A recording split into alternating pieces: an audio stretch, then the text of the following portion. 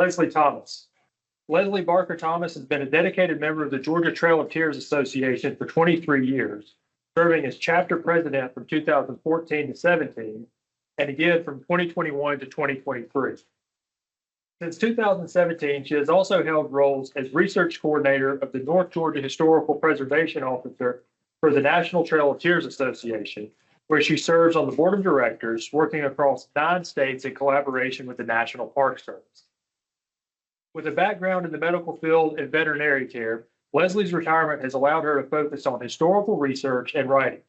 She writes for the Times Courier newspaper in Ellijay and Appalachian Country magazine. She is also the current president of numerous boards, including the Chieftains Museum, the Gilmer County Genealogical Society, and the Gilmer Arts and Heritage Association. She is the former president of the Gilmer County Historical Society and former director of the Tabor House Museum. Please help me in welcoming Leslie Thomas to the Georgia Archives.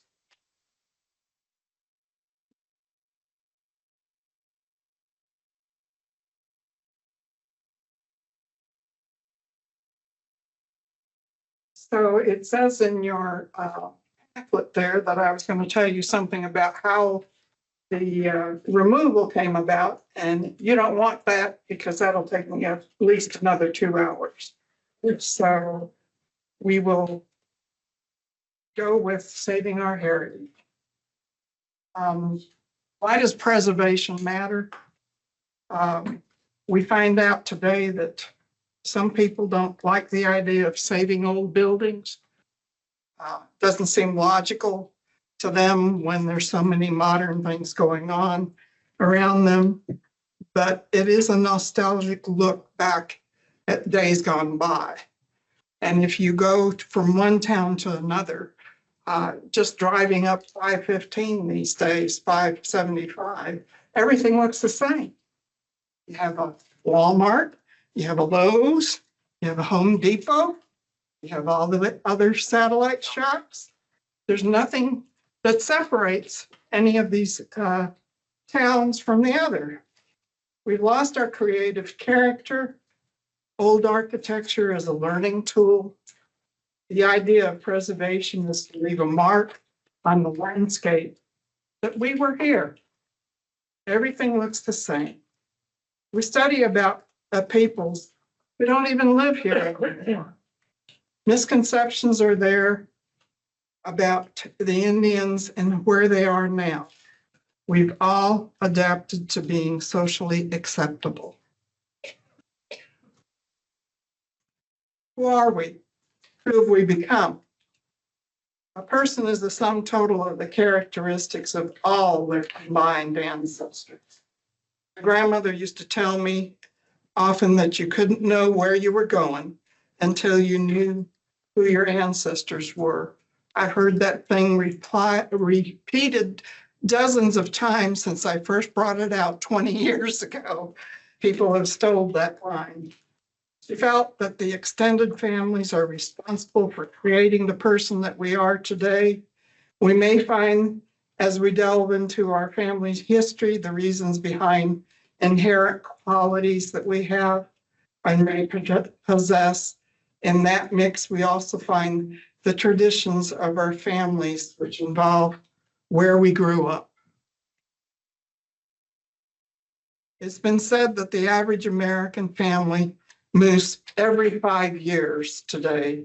That equals about 16 times throughout your average lifetime. Each time you want something newer, you want something that's not like anything you've ever had before. They really aren't interested in the history and heritage of the area. It doesn't make any sense that you keep moving. So they often want more than one home. As we find out in the mountains where I live at this point in time, the first house we bought in Georgia, the people had a house in Illinois, a house in Tennessee, a house in Georgia, and a house in Florida. And I thought, how can you keep up with it all? So, sometimes they want to return to the days gone by. They want grandma's house. Only grandma's house is no longer standing. My grandmother, this is her, Helen, always said, bloom where you are planted. And she taught us to respect other people where we live and learn who they are, learn about their families, learn about the town and its historical value to the area. If this is your town, learn what it means to everybody that lives here. What goes through your mind when you see an old house? First thing, let's tear it down. You wonder why it's abandoned? You ask yourself, why hasn't it been torn down? Do you think about who lived there? Have you ever checked who owns it? Can it be saved? Can you restore it? Can you rebuild it? Clean it up? We have a lot of people that move to the mountains this day and age that are looking for old houses to restore. So, what is a Section 106? This is what I deal with day in and day out. The National Historic Preservation Act requires federal agencies, including the National Endowment for the Humanities grants, to consider the effects of federally funded projects on historical properties. And what that essentially means, there's a broad range of projects and properties, including new construction, renovation, repair, or rehabilitation that will disturb the ground around where a site is. And it requires that there be a Section 106 done if there is any indication that that property at one point in time belonged to the Native Americans here in Georgia.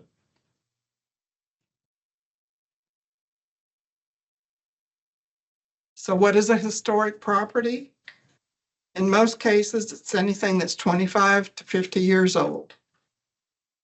It could be buildings, it could be structures, it can be an actual site.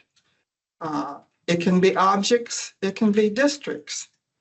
Historic properties also include artifacts, records, remains related to and located within such properties. Georgia has a law on the books, which I don't think is really adhered to very much, but it requires that you get permission to remove a cemetery. And we've had that issue happen in the north in the mountains. We had an issue where the Barnes family cemetery, a new contractor wanted to move the cemetery so he could expand the buildings that were on the lot and make another business. Only problem was they told us that they had to be sure that all the descendants that were related to the people in the cemetery were dead. So we in the Historical Society started going through the records and we learned it belonged to Governor Barnes from the state of Georgia. And I called his office and I said, I need to talk to him.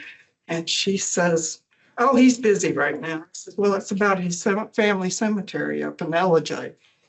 Wait a minute.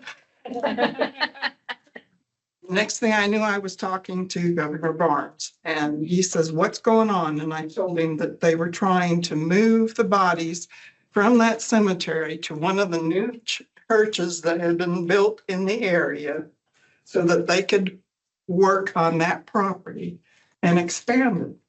Well, you can't do that in this state. So if you know of any issue where they're going to try and move the bodies out of the cemeteries, get in touch with the DNR and HPD, which is now under the agricultural venue for that issue. I get information sent to my home. Now, of course, with more computer illiterate offices around the state, I get lots of emails and I have to look carefully through them to make sure they're not spam. because I will get projects that are being done by the GDOT or by cell tower construction. And so they want the public to be involved if there's going to be an issue with a Section 106 property. And Section 106 means that there were Indians living on the property at one point in time, and they want to make sure that if they do any digging, there won't be any consequences, such as this particular information was from Somerville, Georgia. They already know what sites are there. They've already done archaeological digs all over the state. So they sent me this list for Somerville, and I had to go through it and look at it before they did an expansion to the highway for taking it from a 2-lane to a 4-lane on Highway 27 going up to Bernard or Baynard Mission. So when they were looking at it, I said, well, you've already got most of the information, but do we have all of it? Well, I talked to the locals and no, they didn't have all of it. So, and another example of that would be at the Van House, Highway 225, and the highway running in front of it, Chatsworth Highway. They were going to replace both of the bridges. And as a result, they already had something like 7 sites that were listed, as you can see by the points there. Anything that begins with a 9 and an M is a historical archaeological dig. They've already gotten the artifacts from that area, and they're usually at UGA or they may be at West Georgia University. However, when they went through this one, I had gotten together with the locals. We discovered 9 more sites for archaeological digging. They had to go through and do shovel tests and such, and sure enough, there's something else there. So it does pay for them to send out and try and get information from those that live in the area. All Georgia Department of Transportation construction efforts must file forms to specify that they've contacted the HPD, which is now under the Department of Community Affairs. Everybody gets changed around, and it's a long form, and it requires to answer certain questions.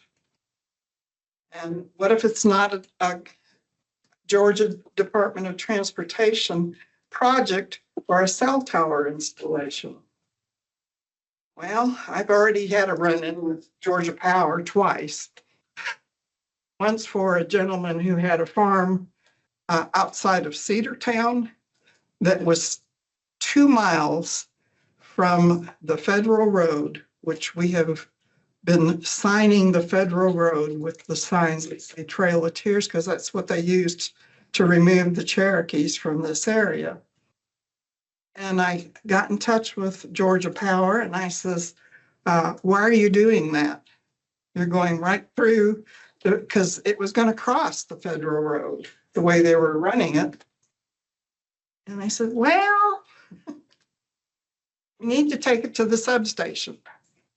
I said, but you have another route that you can take that doesn't involve destroying any historical artifacts or trails. So why are you taking this particular route? Well, they thought about it. Next thing I know, they're revamping it, and they sent me a new form that said they weren't going to do it.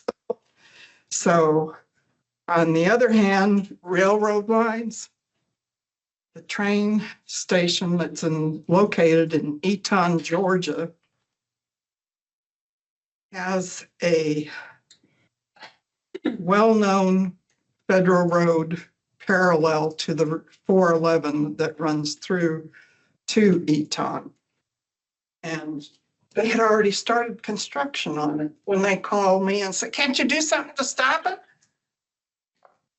They late $1 short. Can't do anything unless I know. I said, did you not get letters saying that's what they were going to do? Well, yeah, but I didn't think they were going to do it. So that was part of the issue up in Eton. Try to keep these things under wraps and don't say anything to our neighbors about it because somebody might find out. So if it's hiding in the back of your mind, that doesn't mean that the guy that's doing the construction on it isn't going to continue to do the construction on it because he doesn't know what's in your mind. Subdivision construction. Well, I'm a pain in everybody's butt over that one. My first one was in Latham Town. Does everybody know where Latham Town is? It's outside of Woodstock. And the gentleman was the former drummer for one of the bands during the 70s and 80s. And he had gotten lots of money. So he was going to build this subdivision. And I had the realtor actually is the one that talked to me about it. And she says, but there's this mill and there's this trail and there's this, that. And I says, have you talked to him? Said, well, no. I said, well, let's go talk to him. So we went and talked to him. He turned the mill into a picnic ground, which is pretty good. He turned the trail that went to the mill into a walking path, and it goes completely around the subdivision out in Latham. That actually was my first issue with dealing with people in construction. The mission of the Trail of Tears Association is to promote and engage in the protection and preservation of the Trail of the Tears National Historic Trail, along with any and all its resources. So what would be considered a resource? The van house. I gave you some handout information. I also gave you, Jeff handed out a map of what we have done on sites that are certified in the state of Georgia. We promote awareness of the trail's legacy, including the removal stories of the Cherokee, Chickasaw, Choctaw, Muskogee, and of course in the original articles of Confederation were that they were called Creeks and Seminole peoples, and to perpetuate the management and development techniques that are consistent with the National Park Service's Trail of Tears plan and system. There are 9 National Trail of Tears chapters in 9 states that were involved with the removal efforts. Within those 9 states are some 50 plus documented sites of today. And approximately a dozen of those sites are here in the state of Georgia. So certification for those sites we do in order to protect it, in order to develop tourism, in order to help preserve the history and heritage of the Cherokees that once lived here. We work with the Cherokee Nation in Oklahoma and the Eastern Band of Cherokees in North Carolina. And it's an ongoing process, day in and day out. Brown's Tavern, anybody heard about Brown's Tavern? It's up in the northwest part of the state of Georgia, and it's on the Federal Road.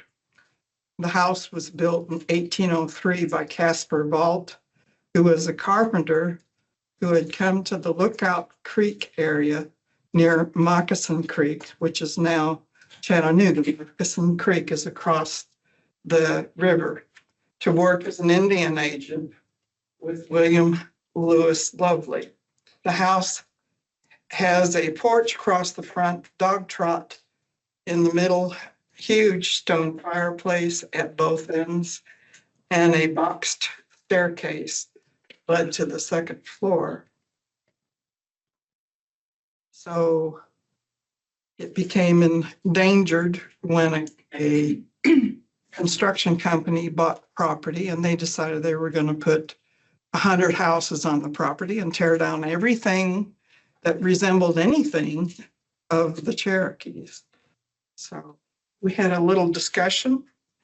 And I said, you're going to tear down this beautiful log structure, which shows you how the Cherokees did their architecture and the times that they were here in North Georgia. Well, that's what I had planned. I said, well, unplan it, because it's something that's a reminder to the people that used to live in this area of what the people lived in. They didn't live in teepees. They didn't live in tents.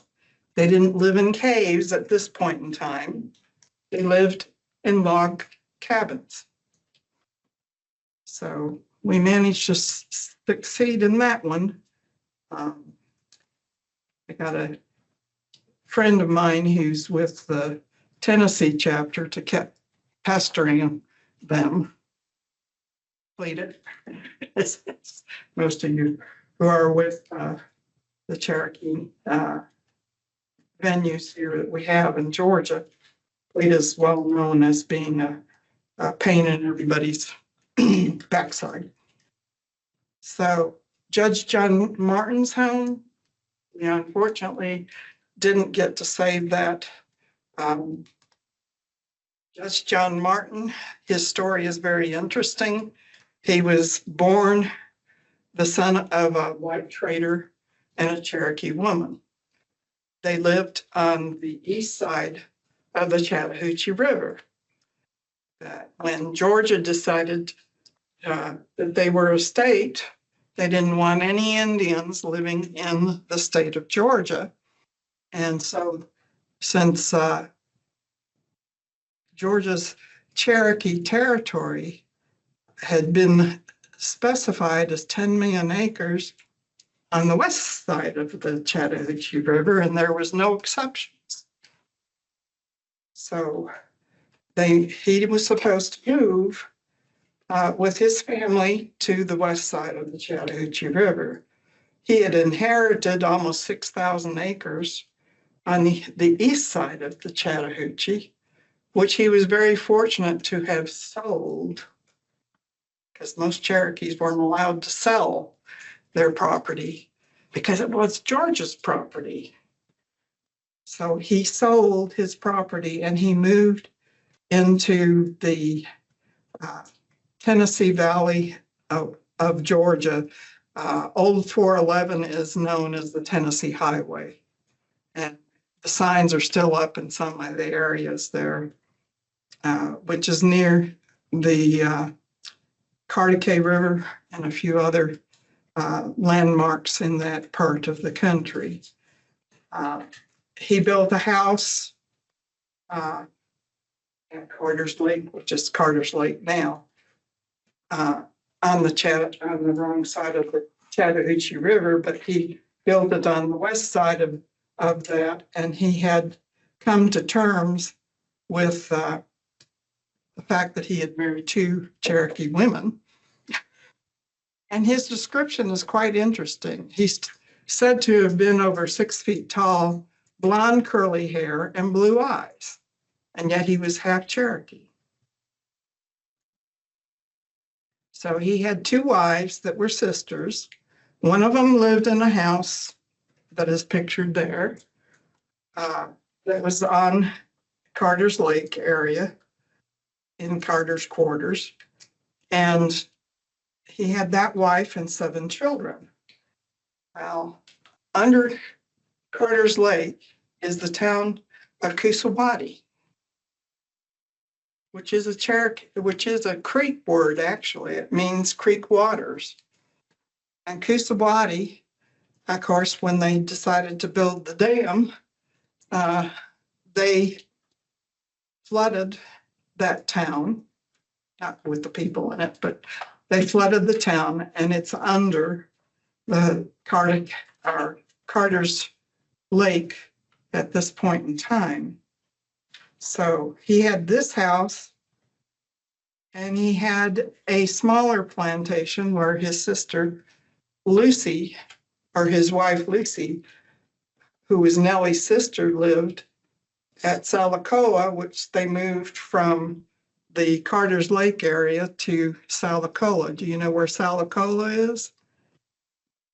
All that's left there is a creek at this point in time, but that used to be a town for the Cherokees. So it had, we're talking hundreds of acres, 300 acres for the house that I showed you previously. This one is 110 acres. This is from a sketch that Reverend Charles O. Walker had done before the house was torn down. And then this house apparently is still standing. He had some issues with the land lottery that came about in 1832.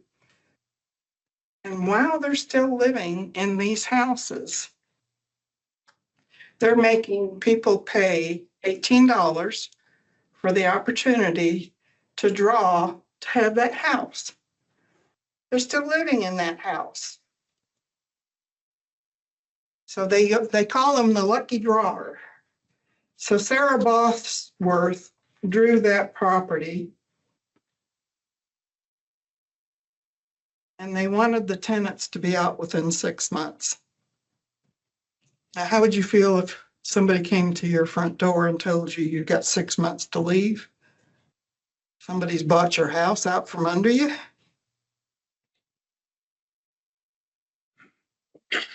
Interesting. Anyway, they moved up to Tennessee at Red Hill in another house.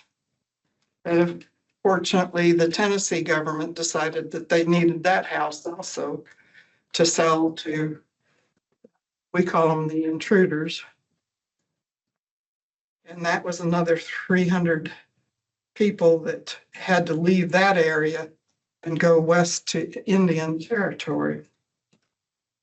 So what happened to the Martin House in Georgia? They decided to build Carter's Lake. I got message that they were going to tear down everything that was related to that piece of property, which included the house that I originally showed you, and the barn, and all of the outbuildings that were related to it to create the Carter's Dam.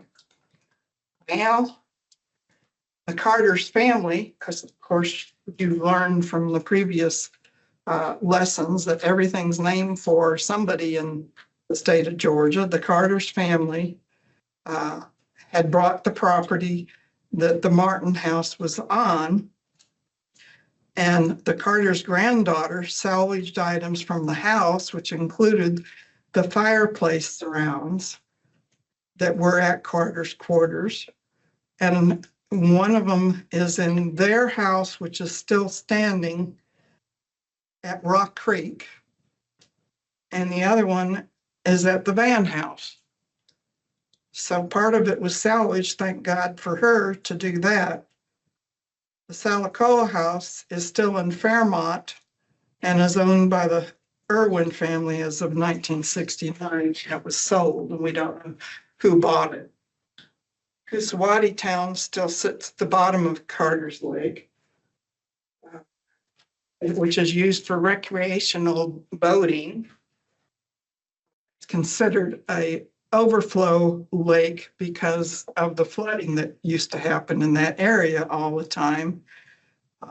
Witnessed it not too long ago when the dam failed and the water just kept flowing. And it was up to 8 feet, and it covered, there's a hiking trail and there's picnic grounds, and those were flooded. So that does say that at least it was built to keep the flooding from the area, but it's supposedly owned by the Corps of Engineers, and they're trying to sell it to the government of Murray County and Gilmer County. once upon a time, I like to tell stories, can you tell?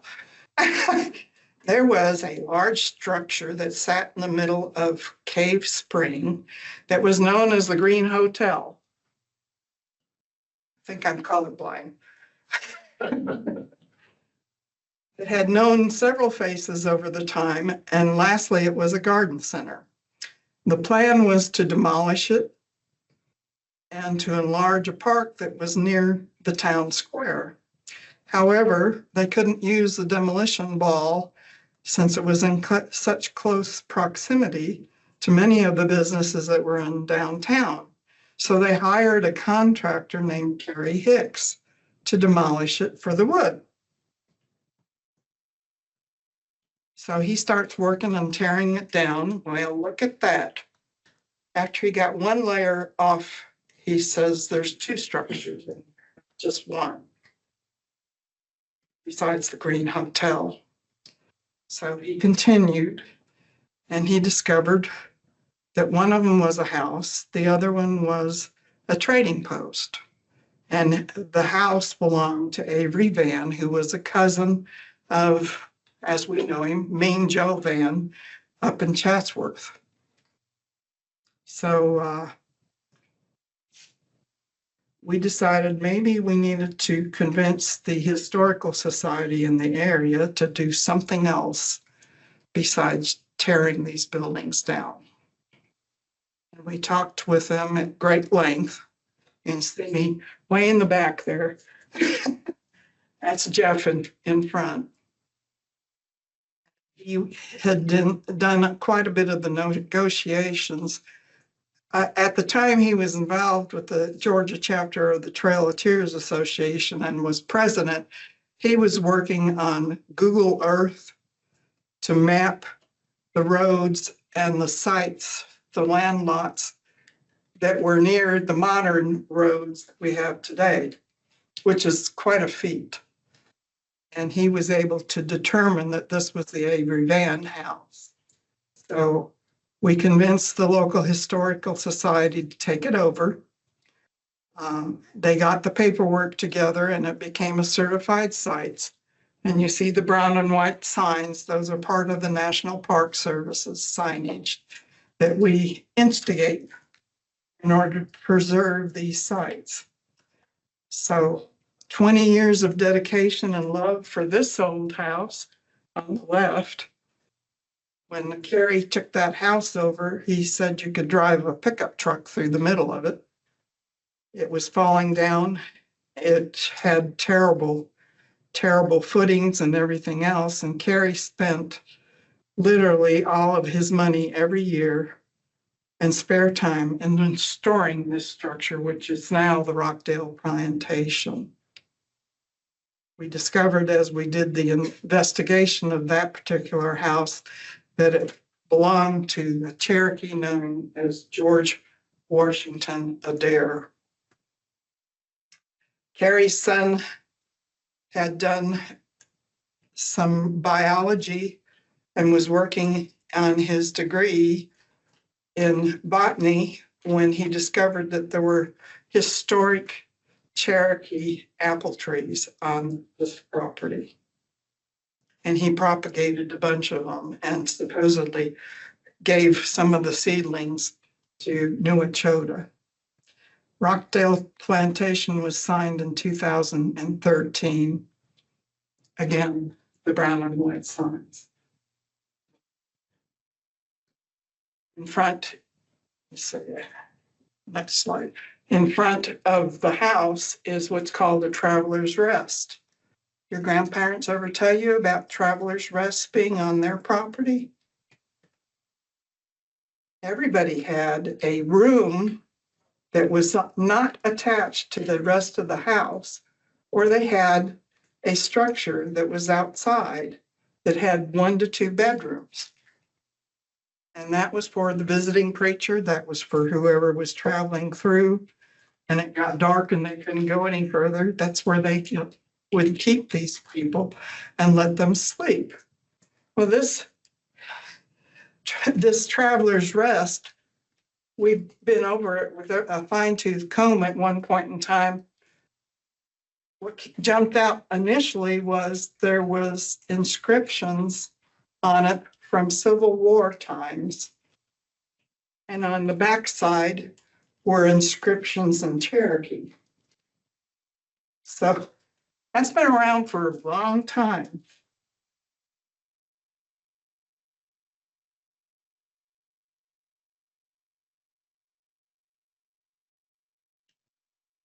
White Pass Cabin used to be an LJ.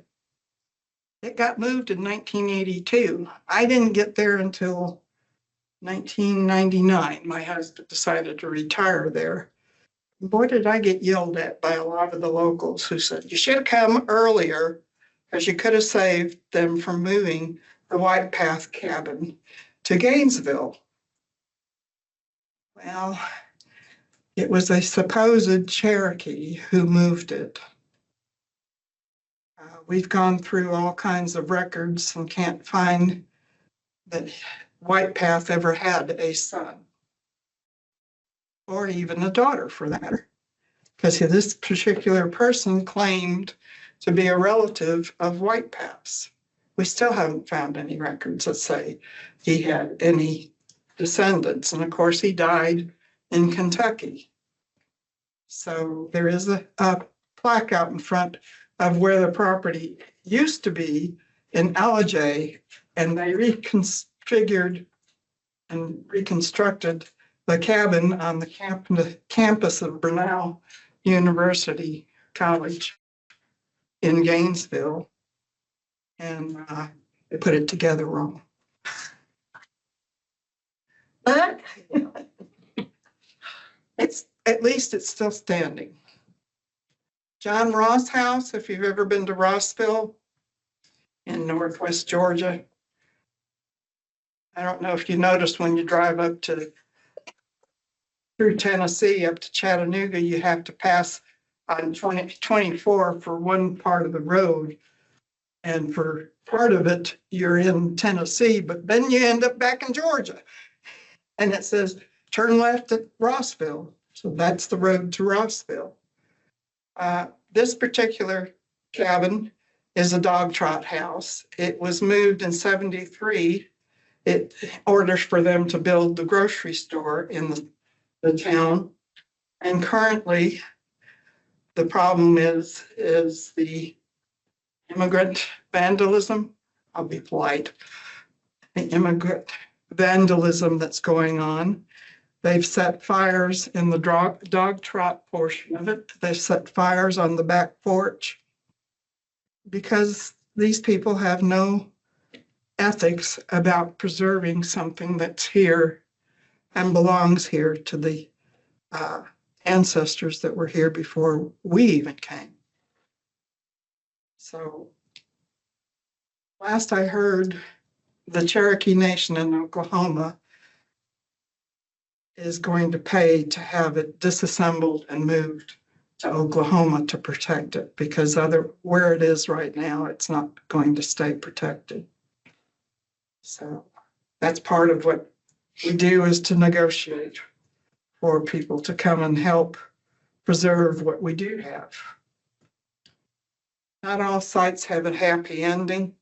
More often than not, it's because the local history has been ignored.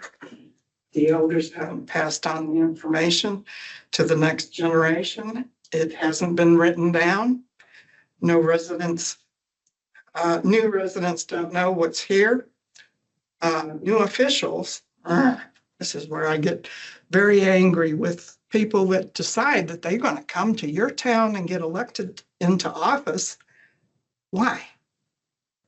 Why do you want to be elected to a position in a county that you never lived in? You weren't born in it. You could care less what's there. The only thing that you know at this point in time is that you need to develop tourism and you need to find money to get new residents. But what does that entail? That entails tearing down what's there. Does anybody know where Buffalo Fish Town is? You probably drive through it all the time. It's now known as Smyrna. But originally it was Buffalo Fish Town. He was another one on the wrong side of the Chattahoochee River. He ended up having to move into Floyd County at that point in time. And then, of course, with the removal of 1838, he had to move on. So there's stories, there's heritage. Wherever you live at this point in time, whether it's here in Morrow, whether it's here in Jonesboro or Atlanta, there's stories.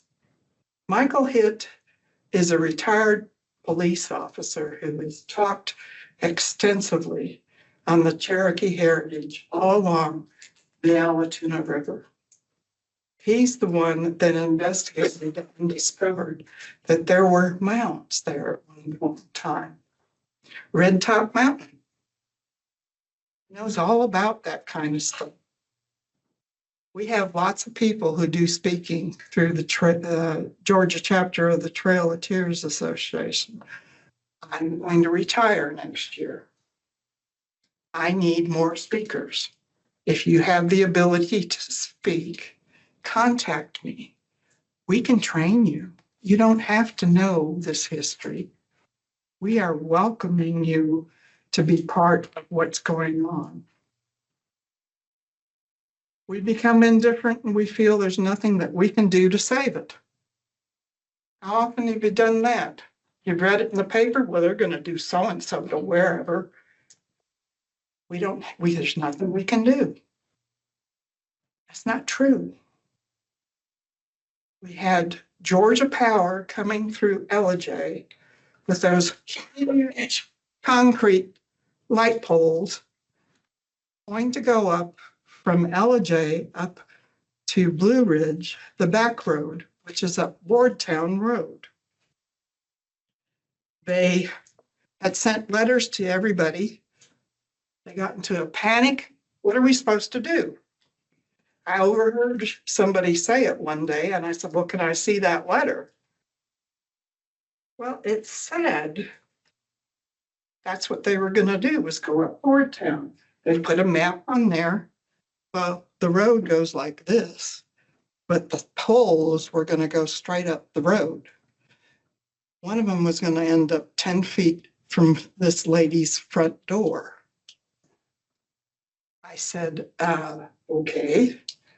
So I have records on my computer. When I die, I'm going to leave my computer to the Trail of Tears Association because I have tons of records. And on those records, I had information that up that road were 2 Cherokee Indian villages. Archaeology had been done on one. The other one I knew about from locals who showed me artifacts that they had found in the vicinity, so that's how I knew there were 2 villages there.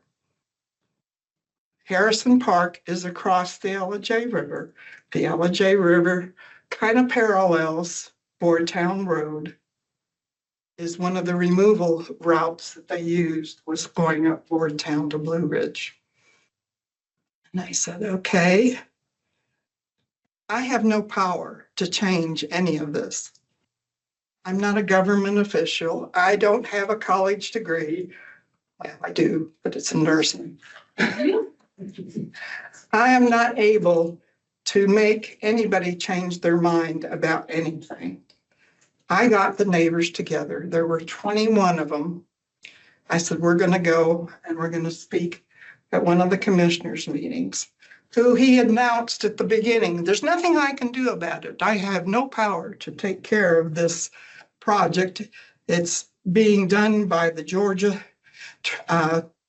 Transmission Company, which all of the EMCs in the state of Georgia are members of this Georgia Transmission Corporation. And so includes Georgia Power. I said, you come together, you form a committee. I used to be Methodist. You form a committee. I'm Baptist now. They also do the same thing. Form a committee and you figure out what you can do to speak out on this issue. So they went to the commission meeting, and I said, keep it short. I'm from the 1 Minute Manager School of teaching people. It's you have to spend that time, and you better have a solution if you're going into your boss's office to make a complaint. You have to have a solution to the problem. And I says, you have to have a solution on this, and we're going to go and talk to the commissioners. So they went through, and each one of them told the commissioners, and of course they're sitting there kind of bored by all of it. And the last one says, and I'd like you to listen to Leslie Thomas. She's going to be our last speaker. So I got up, and I could see on their faces they could care less about the history. I says, who's going to pay for the destruction that these 20-ton trucks are going to do on your 5-ton bridges? Well, they all sat up and looked at me. I said, who's going to repair the road? Because it's a county road. Who's going to pay the money to repair that road? At least, and this is because you do your investigation beforehand, before you go into one of these meetings, and you find out all there is involved with this project. 20-ton trucks on old country roads that are 2-lane going up and in through people's yards. I said, who's going to pay for all the repairs that are going to have to be done? Well, the chief head honcho of the commission board says, just a minute, we need to have a break here. And they went in the back room, and then they come out. They says, we'll take care of this. We'll get this stopped. And I thought, yay, we won. And they looked at me and says, God, you made that look so simple. I said, no, it wasn't simple. We had spent almost 2 months working on this project. And we learned that they had 2 alternative sites that they were going to use rather than this one going up Ford Town Road. One of them was along the railroad tracks that used to go to the mines that were up, gold mines in Georgia. And the other one was Highway 515. Look at Facebook. They're all complaining about the poles going up 515. And I have to say every time, it's better than the alternative, because there's historical sites, Cherokee sites up Boardtown Road. There are families that have lived there since God was a little boy. Why do you want to tear that apart? It's part of the history of that county going into Blue Ridge. Gilmer and Fannin used to all be one county, all the way down to 20 in Pickens County. So I have written 2 books on Gilmer's history. I wrote one on the North Georgia Cherokees, which I have a couple of copies with me today. And I'm going to continue with the sale on that book for $20. We did that for the conference up in Chattanooga. I still have my badge. So what can you do besides that? Well, you already know who I am. I already did that. How can you help? Acknowledge that your county might have viable, important structures for history, that there needs to be, that history needs to be shared. Keeping this information to yourself does not protect it. I can't tell you the number of people I've come across that say, well, I can't tell you anything about it. I said, why not? Well, if I tell you, then the government will come and take it away. I said, they'll do it anyway. They'll take it if they want it. Well, if I don't tell them? You're naive if you think that they cannot take your property for roads, bridges, and anything else that they have their little hearts set on. If the structure is still standing and publicly accessible, get with the development authority in your county, the local historical society, and discuss how it can become part of heritage tourism. Since we started this project, you wouldn't believe the number of Cherokees who have come from all over the country to visit Ellijay, because it used to be the Cherokee Nation East. And they come and we take them on tours. The picture that Jeff showed you of the Soap family, we had gotten a message from them wanting to know at the Soap Elementary School if they could come up with a speaker who was Cherokee, who could tell them a little bit about how the Soap family lived in that area. And I put it out on an email, and Jack Baker, who is our director for the National Trail of Tears Association, got back with me and says, "Who do you want?" And we ended up with Charlie Soap. Wilma Mankiller was sick at that point in time, but she couldn't come. But Charlie Soap and his son, Chris, and their kids all came to that event. It was the best event we'd ever had in the state of Georgia. So I'm a resource for anything that you have in your repertoire of viable sites that your family may have told you about. And if I have it on my computer, I can tell you about it. It is when we lose the basics of inherent culture that we begin to lose our individual person. Perhaps this melding of culture, heritage, and tradition sometimes contributes to the loss of memory of who we are. Yes, I have Cherokee heritage. So far back, it doesn't matter at this point in time. But I also have Scotch and Irish, and I can't prove either one of those. So they call me a disenfranchised Cherokee.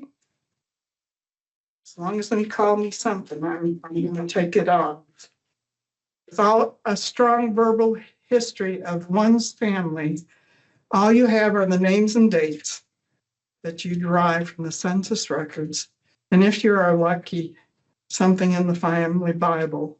Then too, the verbal history fades as the decades pass and the memories become weaker. It is important to carry on the tradition of family and identity to those loved ones who have passed on. Write the stories. I'm not saying when you do genealogy to do a book of numbers. Nobody cares about a book of numbers. What they want to know is the stories, how your family got here, how you got here for that matter. Create a brochure with the Historical Society in your area, telling about the history and heritage of the area. This is a militia map in Northwest Georgia, Whitfield, Walker counties, Catoosa County.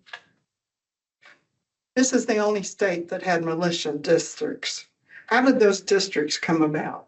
The lower number was the first town that was developed in your county. The larger numbers are the more modern towns that were developed. So with the technology that we have today and with AI, everybody should be able to create a history that they can tell their family, their local neighbors, their children, the new people that move into the areas that we don't like. I'm not saying we don't like them. I'm just saying that they don't pay attention. So yeah, it's just, if we don't do it, there's going to be a real problem because we'll lose it all. Lose it all. Have any questions? No questions. Goodness. Did you all get one of these? I had a stack on the table over there. Couple questions in the front, it looks like. Looks like we've got a couple questions here in the front.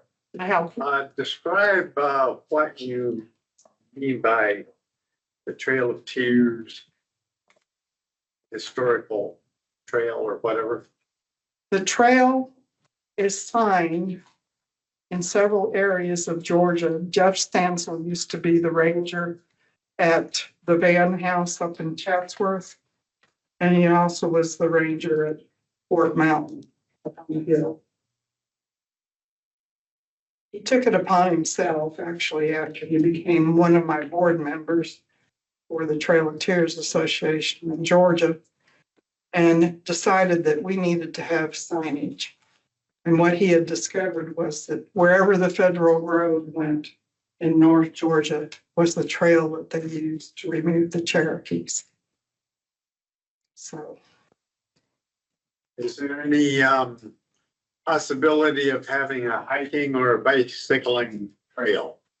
if it's not on private property, yes, that's possible.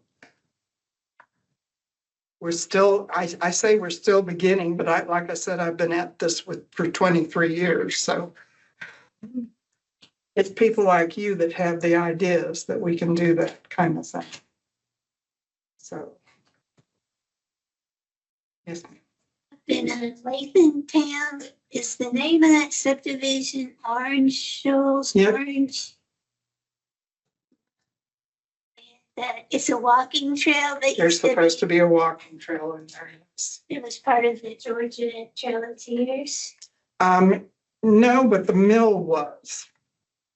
And in order to save the mill, we had to toss out ideas to the owner of the property to get him to save the mill and not destroy it. Was his name Chutney? Yes. I don't like to mention names because somebody might know who it is and they'll go and yell at them. Yeah. I'm almost dead. I'm working on it. My husband died in 2016, and that was the best conference that we had in the state of Georgia because he encouraged me to push it on and to do it. And for 3 years, the National Trail of Tears had lost money on the conferences, but when they had it here in Georgia, they made back that money for those 3 years they lost plus. So under stress, you can do a lot.